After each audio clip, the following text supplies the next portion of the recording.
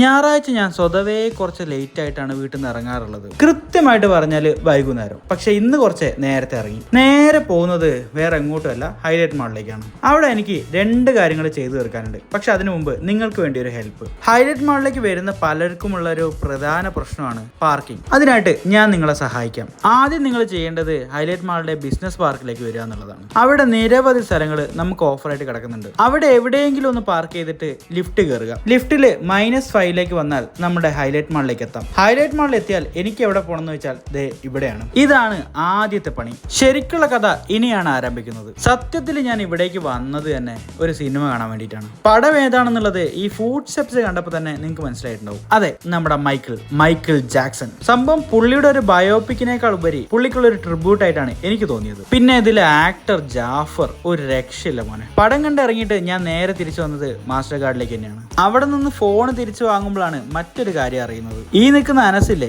ഇവന്റെ കല്യാണമാണ് വരുന്ന 10-ാം തീയതി. അതൊക്കെ ഗംഭീരമാക്കാന്നുള്ള ഉറപ്പ് കൊടുത്തിട്ട് ഞാൻ നേരെ തിരിച്ച് വീട്ടിലേക്ക്.